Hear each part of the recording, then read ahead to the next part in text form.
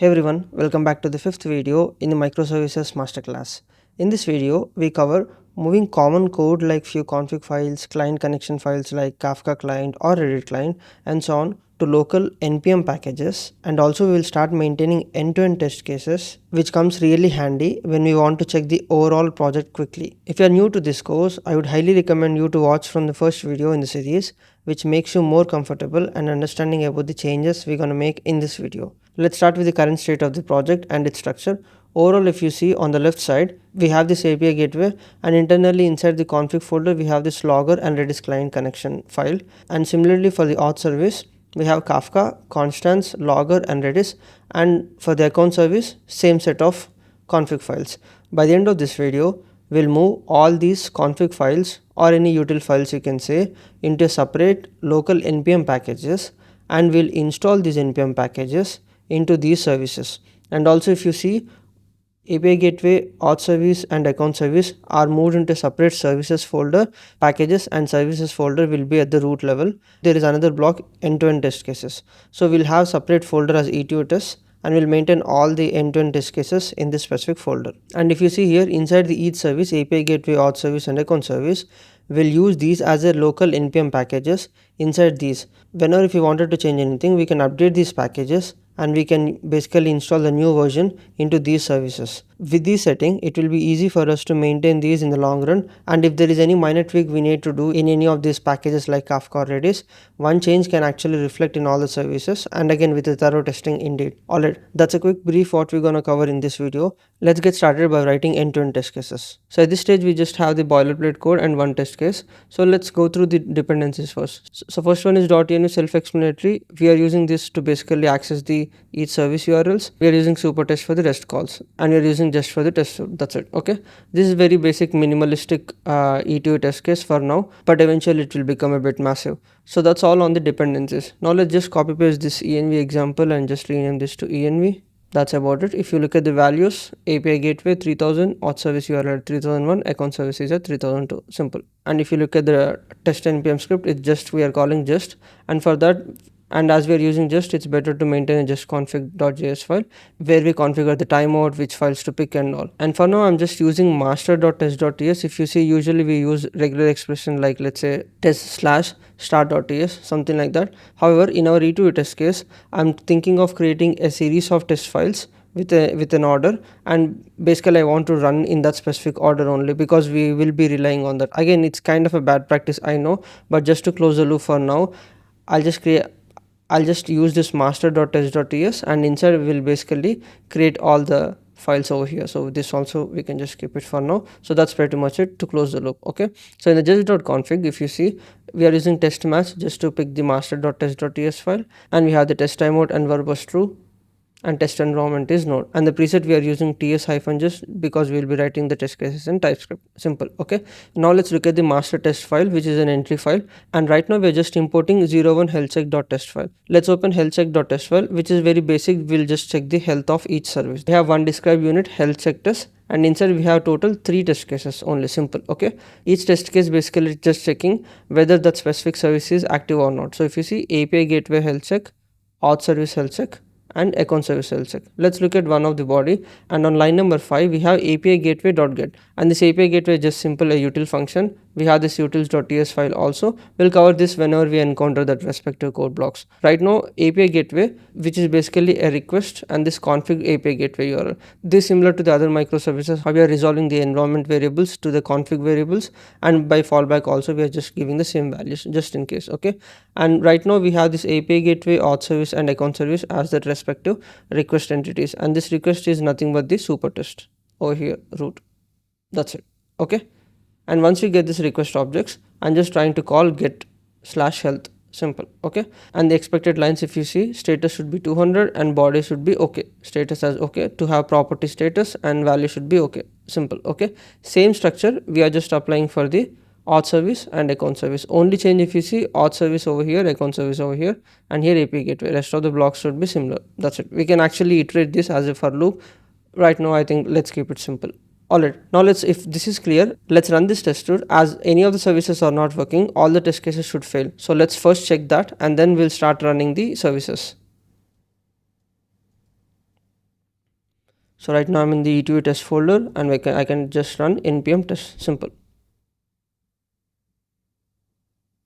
Okay, if you see here, all 3 test cases failed. Okay, I have the setup over here. First one is API gateway, this is auth service, and this is account service. That's it. So now let's start npm start only API gateway. Alright, now let's run the test cases again. And now you should see 1 passed, 2 failed, because we didn't actually run the other services. So let's spin up the other 2 services as well. Npm start over here in auth service and account service. That's it. If you see, auth service is running, account service is running on 3002. Now let's run the test cases again.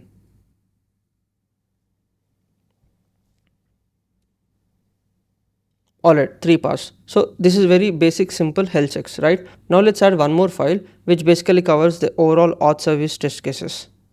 And I'll just add the file over here inside the test folder. Okay, 02 auth test.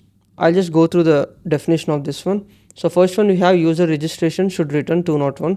So first I'm trying to get the test user, and this get test user is basically a util function which will try to get the random email address and password, again based on the date.now. I think for now that's more than enough, and the domain is swvivekbharata, and moving forward I'll be using this domain swvivekbharata just to make it a more relevant. That's it. Okay, so this get test user function will basically return a simple object with a random email address and password. Simple. Now moving back to the auth test file, and just assigning it to an object test state current test user. This you can treat this as a global value. We'll rely on this test state if you want to use the same current test user for logout or to do some transaction, something like that. And this test state also, if you look at the definition over here, I'm exporting auth token, user ID, current test user, and accounts. This accounts again for the specific latest user. If there are any accounts, I'm just dumping that, and this account type also I just defined inside the test folder only, types. That's it. And once we save this current test user, I'm trying to register, and this register user again part of the utils file. If you see, register user API gateway, I'm not calling request directly to the auth service. We should actually go via the API gateway, right? So API gateway dot post API v1 auth register, and this is the user object. So the whole idea is, instead of testing manually in Bruno, like moving forward we'll be doing more changes, so it's better to have the end-to-end test cases. So with this setup, it will be easy for us to check the entire project quickly. That's it. So once we get this register user, based on the response, I'm checking whether the status code is 201 or not, and in the return the body, if the email is same as the current test user email. This is simple. If you see, get test user will return a new test user object, and I'm directly saving this in test state current test user, which you can treat this as a global value. And this test user, I'm again verifying whether the response I got it from the register API is exactly the same what I actually sent as a body over here. That's it. I hope this is clear on the registration part. Now let's look at the registration with existing email. It should return 400, self-explanatory. So with the same current test user, I'm not overwriting here. If you see, attempt to register the same user again, 400, and I'm checking explicitly email already in use as part of the message from the response. And the status code, of course, it should be 400 bad request. That's it. This is kind of a tricky. We can use another status code, but for now 400 should be enough. Moving on, we have user login should return 200. So with the same current test user what I created, I'm trying to log in. Simple. And this login user is also inside the util function. If you see, once we get the response and the status is 200, I'm basically storing the auth token in this util function only. This login user test state auth token, just saving the token from the body. Simple. And I'm just returning the response as is. And if you really want to assert something on top of the response, we can just do it over here. So once this login user is executed, we get this response, and on top of it, I'm explicitly checking status is 200, and in the response body explicitly checking whether the token field is there and the data type is string and it's not empty. Simple. This is like a minimal required asserts over here. And then later I'm trying to check whether this auth token is not empty, because inside this login user, I'm explicitly setting the token at the global state, test state auth token. So I'm just making sure that is not empty after this whole execution. That's it. So this is also done. Moving on to the next test case, login with invalid credentials should return 401 unauthorized. So same funda, I'm just trying to hardcode it here it as wrong password, and it should be 401 invalid credentials. Simple. and user logout should return 200. Okay, so how exactly I'm setting? If you see, I'm passing the authorization token over here, authorization bearer auth token, and I'm expecting status to be 200, and body should have a property message, and value should be logged out successfully. And once the logout is successfully done, I'm explicitly setting the auth token in the global test state value as empty, just to be clear. That's it. Okay, now before running these test cases, I'll go through the Kafka and Redis state for now, and after running test cases, I'll show you how the numbers has changed. And again, there is a controversial case that, okay, we are using the same database, same setup and all, just to verify in the local dev setup. And of course, once we move all the services into the Docker, based on different environments like testing, we can spin up all the different brand new Kafka instance, Redis instance and all. For now, I think we can stick to the same values just to close the whole loop. So I already opened Kafka UI and Redis stack over here. If you just refresh right now, it's all empty, and in the topics also 0 messages and all. Now let's include this new test file into the master test file. So this is the 0 to auth test. So if you just open master test file, let's import the other one. So that would be import 0 to auth test. Simple. Okay, now let's run the test cases again. I'll just expand this one, npm test. Okay, if you see, all test cases are passed. So user registration should return 201, and same email registration should be 400, login should be 200, invalid login should be 401, and logout should return 200. So all test cases are passed, 3 from the health check test file and the rest 5 from the auth service test file. Overall 8 passed. That's it, simple. Okay, now let's look at the Kafka topics and also Redis to make sure data is present as expected. Now if I just refresh once, if you see user registered, we got one message over here. Okay, if I just open this one in the messages, so if you see test hyphen this new date in milliseconds and swvivekbharata.com, simple. So this is how the event has been generated and stored and sent in the user register. Again, for the new viewers, this is all part of the auth service logic. This you can check it in the previous videos. And moving on to the Redis stack right now, if I just refresh, it should be empty because as we logged out also, because as part of the logout business logic, we are removing the token from the Redis as well. I hope till this part it's clear, and if you learned something new, make sure you hit that like button and subscribe, which will really motivate me to do more interesting stuff. Alright, now let's move on to the third file that will cover account microservice. I'll just add the file over here. So account.test. On the describe unit, we have account services test. Okay, this before all basically executes before all the test cases are about to run, and after all is like basically after hook. This will be executed after all the test cases has been done. That's it. Okay, so in the before all function, I'm just making sure that if at all if auth token is not present, I'm trying to log in so that the valid token will be present. In this case, if you see, if you really want to run only this account test file, which will break because the current test user might not even be registered in the first place. So that's why I clearly emphasize that we'll try to maintain the order in a way that in the auth test we are registering a new user, and that same user will be active over here, and we can just use that to basically log in instead of registering again in order to run the account test independently. Yes, we can do that also, but just to make it a bit simple, because the whole area of focus is not on the test cases, right? Just to make sure that everything is working. That's it. Okay, in the after all, I'm just trying to clean up the resources, basically deleting the accounts if at all created. Now let's cover individual test cases. And in the first test case, if you see, we have create account should return 201 created. So in this test case, I'm trying to create an account for the already logged in user. Of course, based on the authorization header, we are passing over here test state auth token. Okay, and this is the endpoint that we covered in the previous videos, where we thoroughly tested with Bruno. Okay, which is a REST client, and you can treat that as an alternate to Postman.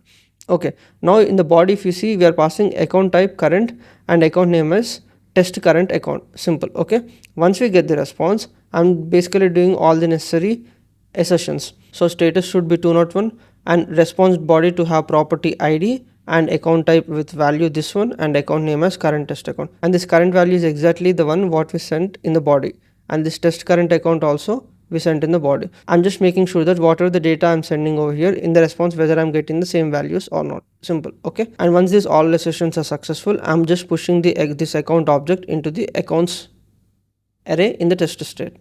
And again, if you see the structure over here, auth token, user ID, current test user, accounts. Right now user ID I'm not actively using, but I just placed it over here just for the future compatibility. I hope this is clear. I'm just trying to create an account for the logged in user. And once it's done, I'm trying to create another account and it should return 201 because this time I'm passing savings account, not the current account. Okay, this also have the similar restrictions, and at the end I'm pushing into the accounts, and then later I'm listing and I should return 200, and I'm validating explicitly for whatever the response. Usually we'll get two accounts, right, for this specific logged in user. And once it's done, I'm basically asserting and making sure that those account numbers are actually part of the test state accounts or not. Okay, simple. So account numbers response.body, I'm basically extracting the account numbers from the response body with a map. Once I get this account numbers array, I'm trying to iterate on the test state accounts and making sure this account number exists. Simple. Okay, so this covers the basically account get API v1 accounts REST API endpoint. Then internal credit transaction should return 200. This also, if you see, I'm trying to basically credit into one account and making sure that the available balance is also reflecting accordingly. So for the very first time when you create an account, the available balance of course will be 0, and here if you see amount, I'm trying to create 10,000.01. So this is an internal transaction, again we covered in the previous video, and this is the authorization header, and account number I'm passing from the one of the accounts from the accounts object. Usually this is current account, that's how we stored in the order, and amount I'm passing this 10,000.01, and transaction type is credit. Simple. So once we execute, on the response I'm checking status is 200, and body should have property of message and values account transaction credit completed. Simple. And then I'm also looking for the available balance and making sure this available balance is exactly same as amount, because this is the very first credit transaction happening, so there is no previous balance. So obviously whatever the value we send it over here should be the available balance. Simple. And once it's done, I'm basically setting in our global test state accounts for that specific account object only. So this is the test case purely for the credit transaction. Now let's look at the debit transaction. So in this case it should fail because the available balance ideally in the previous test case, if you see 10,000.01, but I'm trying to debit 10,000.02, right? Again, as I mentioned, I basically wanted to cover most of the edge cases, so I'm just going at the decimal level. So if you see, the transaction type is debit and status is 400, status as error, message I'm validating with insufficient balance. Simple. Okay, this is one failed case. And in the next test case, it's simple. Internal debit transaction should return 200 and the amount is basically 1000.04. Okay, and this value is also a bit tricky, and this is the endpoint, and transaction type is debit, amount is 1000.04, and account number I'm passing over here. And on the sessions, status as 200, and body message is account transaction debit completed, and available balance of course 8,999.97. And if you do the math of removing 1000.04 from 10,000.01, you'll get 8,999.97. That's it. Okay, and if you try to do this with simple JavaScript math, it will give you random decimals due to the infamous floating point issue. And once the sessions are done, I'm just setting the available balance to the that specific account's balance. Simple. Okay, then delete account should return 200, so I'm just trying to delete with the delete http verb, status 200, body message, and it should contain deleted. That's it. Okay, and I'm also removing from the global test account accounts based on the account number. That's it. I believe this is also clear. So let's include this file also in the master test and run it. Okay, now if we just run again npm test. Alright, so overall if you see, it hardly took 1.2 seconds, but if you want to test everything via Bruno, it will take a lot of time. So that's the main advantage. I'm just introducing end-to-end test cases. And in account service also, if you clearly see, all the test cases have passed. Now let's look at the Kafka messages and also Redis. So once I refresh, if you see, account created total 2 over here messages, and if I just open over here, so user ID is 3, test current account, and for the other message if you see, test savings account. So this for the account created, and in account deleted also, if you see, we got 2 over here because we are doing the cleanup at the end, and at that time the balance was 8,999.97 when this delete activity is done. Simple. Now if you can guess on the Redis side, if you refresh, you will see 1 token, because if you observe, we didn't actually logged out from the last test case, so that's why we have this token over here. That's it. Alright, let's cover the last test case, and this test case is not specifically targeted to any service, which ideally means it covers across all the services. So if you look at the definition of complete flow test file, this before all I'm trying to clean up test state, which is basically just resetting to the default values. That's it. And in the after all, clean up resources, which is same as which is basically deleting the accounts. Simple. Okay, so now if you look at the actual test cases, the very first one is register new user. I'm not going to the sessions, but you can add more comprehensive if you need, but I'm just trying to complete the whole workflow. So this is like complete flow test case. So register new user, login with new user with all the necessary sessions, and also test state object value setting properly. And the next test case is create first account, current account to be precise, and then second account savings. And if you see, then listing all accounts in the series, internal credit, internal debit, and in the eighth test case we are explicitly get fetching all the accounts and evaluating the balance over here. And the ninth one is deleting the first account and logging out. So overall in this complete flow test, I'm trying to cover all the posture scenarios in a sequential order. That's it. Let's include that in the master file. That's it. Now let's run again npm test.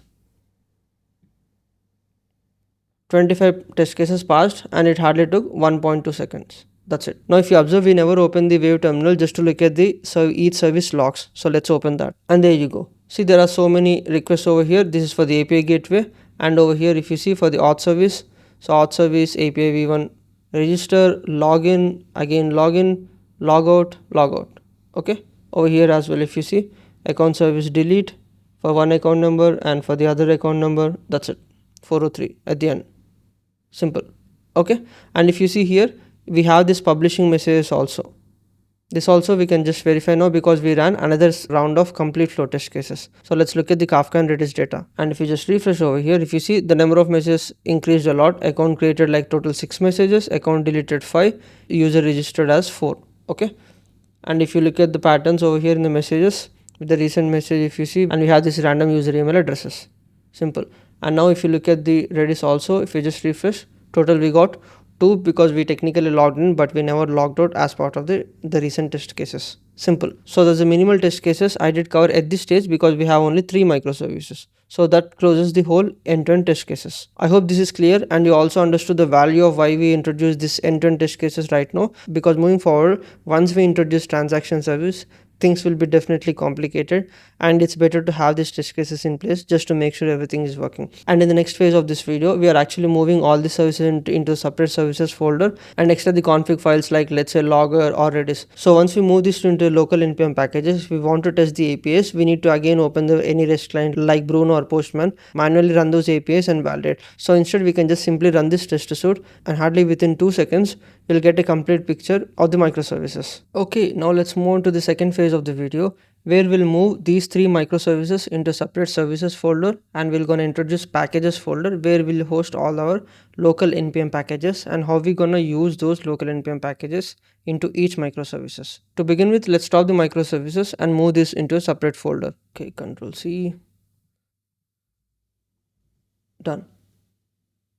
First, let's just simply create a folder, services, and we can just simply drag these services: API gateway, auth service, and account service. Simple. Okay, and moving on, move it to the services folder. Move. Okay, now all 3 services are in the services folder. Simple. Okay, now let's also add packages folder over here. So let's start by logger package and then we can move on to the other packages.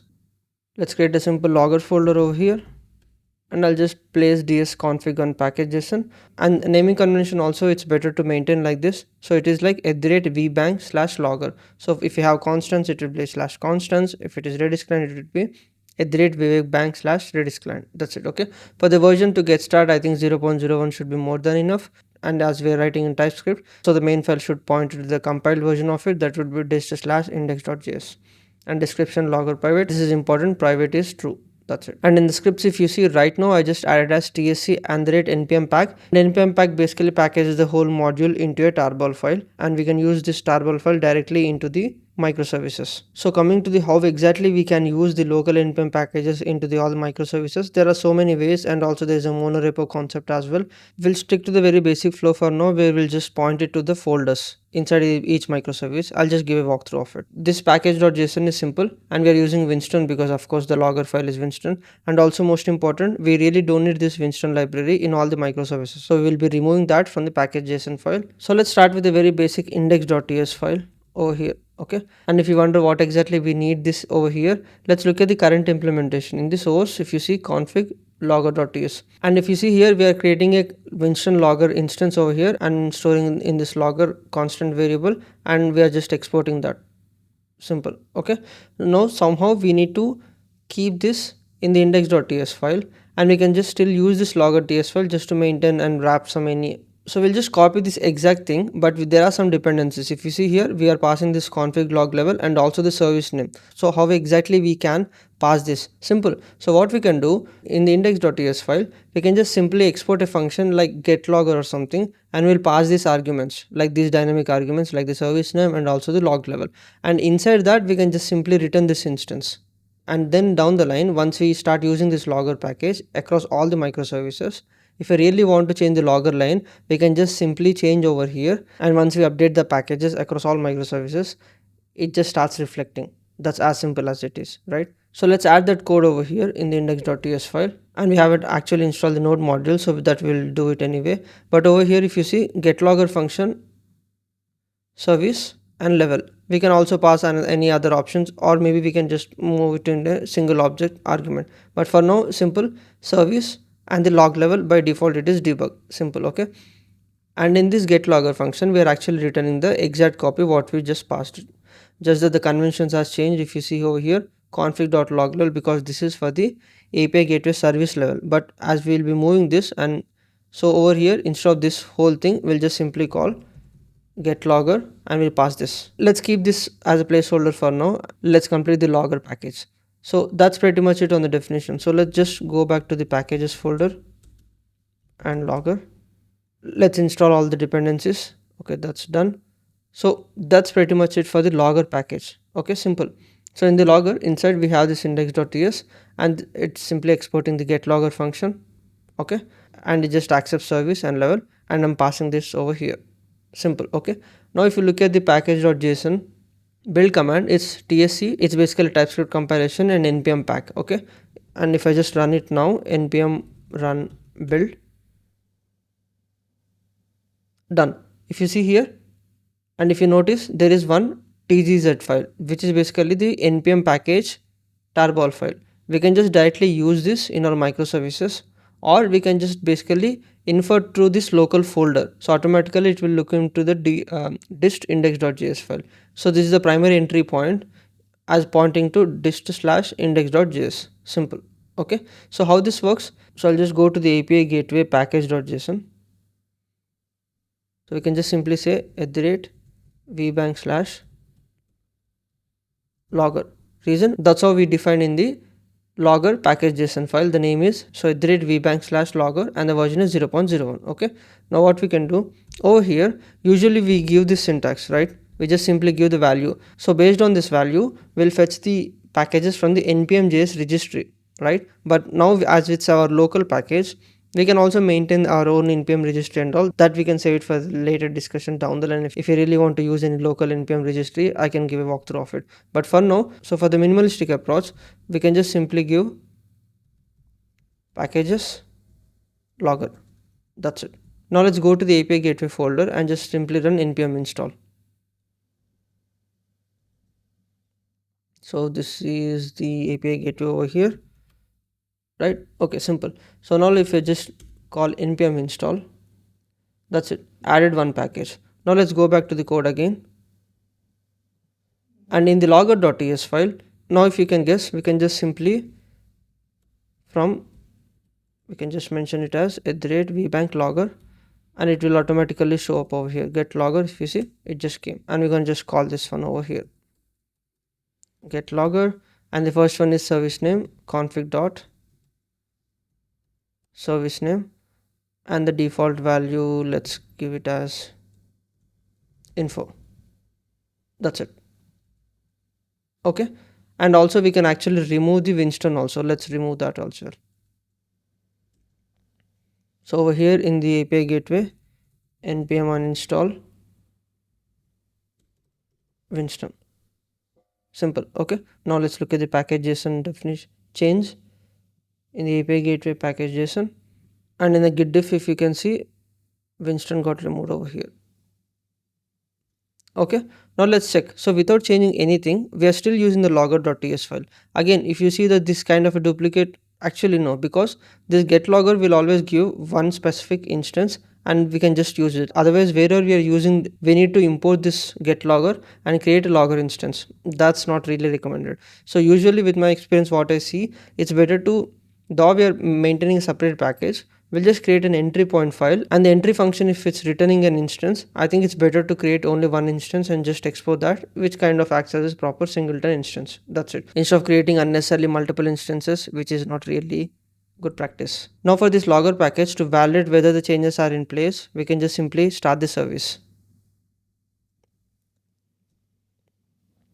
So if I run npm start over here, okay, the server started and we can see the logs are over here, but this might be a bit confusing because we haven't actually changed anything. So we'll just try to change the structure of this logger package in the root and try to compile that, and once we restart again, it should reflect the changes, right? So that's the minimum expectation. So let's verify that. Moving back to the code over here in the index.ts, this is logger index.ts. Okay, so in the log format, we can just simply add SWE Vivek Bharata. Simple.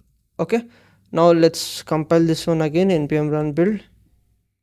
Okay, the compilation is done, and also the target build file is also generated. And if you see, you might ask that, okay, why we haven't changed the version? We can change because right now we are technically not publishing to any npm registry. For now, we can just maintain as 0.01. That should be fine. Okay, now as we compile with the latest changes, now let's just simply rerun the API gateway service. Okay, if you see, SW Vivek Bharata has reflected in all the log lines. Simple. I'll just implement this in all the other services just to save time. Okay, now let's look at the account service logger.ts. I'll just give a walkthrough. It will be exactly same as the API gateway and also on the auth service. Simple. Okay, and if you see vbank logger, now all these services are actually using local logger package. Now let's rerun all these services and verify the log pattern. Okay, npm start over here. Okay, in the API gateway, you can see SW Vivek Bharata. Now let's run auth service. Okay, as you can see, there is a change, SW Vivek Bharata. And also let's confirm in account service as well. Okay, SW Vivek Bharata in account service as well. Now let's just undo this pattern. Inside the packages, over here. And if we run over here, that custom text has been removed. Now let's verify in auth service. That custom text has been removed, and also in account service, the text has been removed.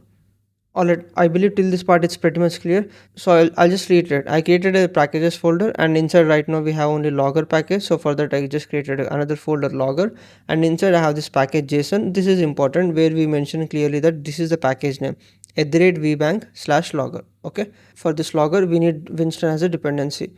Okay, and dev dependencies, it's all about the TypeScript. And as part of the build command, you can see tsc and npm pack. Npm pack basically creates this tarball file. Right now we are not using this, but we can also use this as specifically like file notation. Actually, I can just show that also. So over here, let's say for the auth service, so here in the package.json, I just added this in this notation. If you see here, file, and I'm actually pointing to that specific tarball file. So with this, we can actually create a new version and basically maintain different tarball files. Again, for the local repositories and for the mono repos, this is not a good practice. This is just for you to understand that, okay, we can actually use the tarball files to explicitly point it in this file notation. Simple. But we can just simply use the current pattern in the API gateway how we implemented. We can just point it to the local packages relative folder path. That is enough for now. Then after that, we did the relative changes required in API gateway over here in the config, let's say in the logger. So instead of the actual definition, we moved this one, and the same implementation can be applied in all the other microservices. Simple. Okay, so only we change this part of the logger.ts file, and if you see, we haven't actually touched any of the business logic.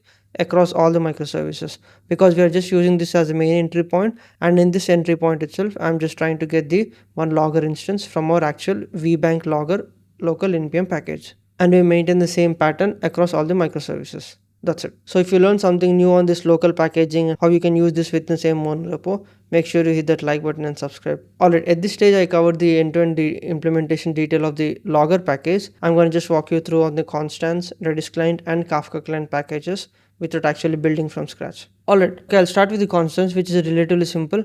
And if you see here in the package.json, I'm defining it as @vbank/constance version 0.01 main disk/index.js. Simple. Okay, inside the index.js I'm basically exporting two constants over here right now, user topics and error codes. So these two are used actually in auth service and account service. Now let's start with the auth service over here. In the auth service, if you see in the package.json, I just define the constants over here. Simple. Packages/constants. Okay, now if you just simply search in this auth service folder, and if you can ignore JSON files, so in the user registered producer, and if you see here we are importing vbanks over here, user topics, and that is being used over here, user registered. Okay, similarly if you look at the account service, so in the producers we are using this user topics, and error codes we are using in account service. That's it. Okay, I hope this constant is clear. We just define the same pattern how we define for the logger, and we started using in all the required microservices. Simple. Okay. Alright, now let's go to Redis client. So in the Redis client, also similar in the package.json vbank redis-client. Okay, and in the index.ts, so this Redis client class is almost similar to the previous one. I'll just quickly jump to the previous one implementation. If you see, this one is I'm actually pulling from the auth service, and if you see here we have this Redis client. We are maintaining the static fields and also all static methods just to maintain it as a singleton instance. I mean, at this stage it's kind of okay-ish to maintain it as a singleton pattern and all. Now that anyway we are trying to export that as a proper Redis client package, basically I just converted everything into non-static fields and functions, but overall the definition of the functions like setup, event, listeners, get instance are all same. Okay, so the only change is like instead of this dot so and so, as if they are static, I basically use redis dot instance, redis client dot instance, redis client dot is connected, but moving forward it will be like this dot is connected. That's it, because earlier it is like a static fields and methods, now it will be like a proper object instance methods and fields. So starting with the constructor, if you see, I'm expecting a Redis URL, and second argument is an options like something like retry strategy, maximum retries per request, anything, but this is a default object. Okay, and I'm just passing that as to create a Redis instance over here, this dot instance. Simple.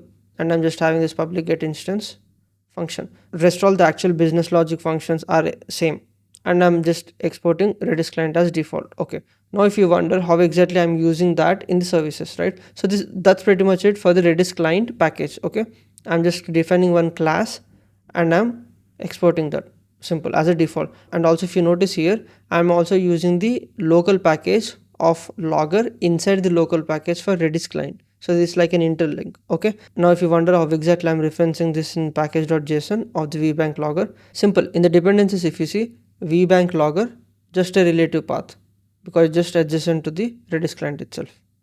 That's it. And now let's look at the implementation detail.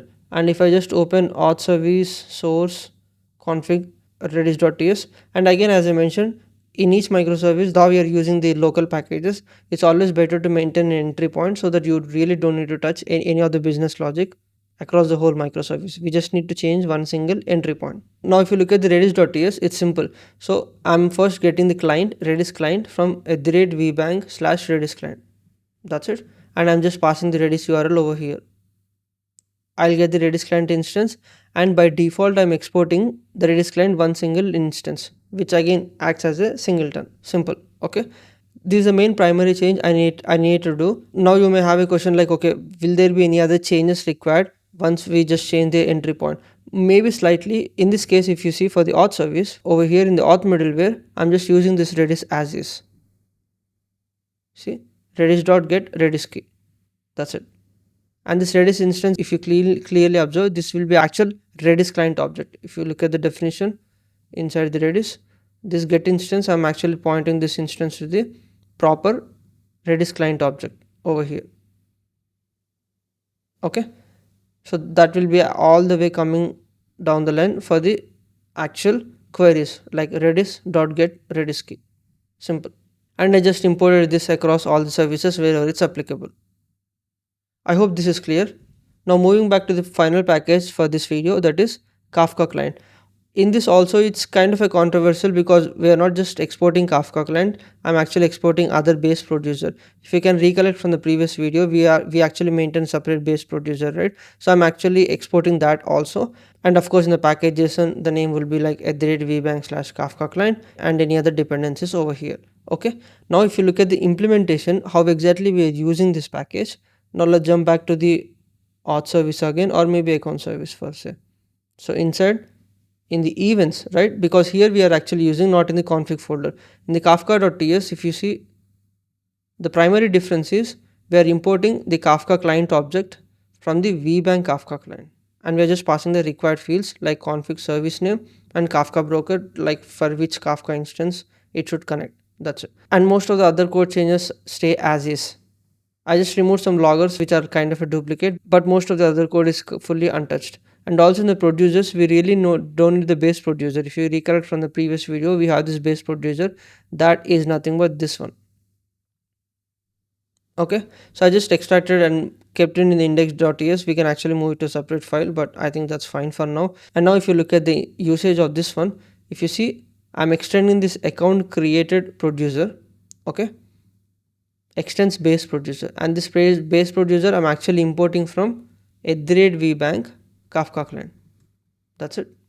With this overall, if you notice, we abstracted 4 common functionalities like logger, Redis client, Kafka client, and constants, which is kind of a static, you can say. That's pretty much it for the whole video. We basically covered the end-to-end test cases and also moved all the microservices to the services folder, and we started introducing packages, and we are relatively importing those packages into the respective microservices. That's it. Now that we did so many changes across, now let's rerun the E2E test cases just to make sure everything is working. Now let's jump back to the wave so that we can just simply start the services.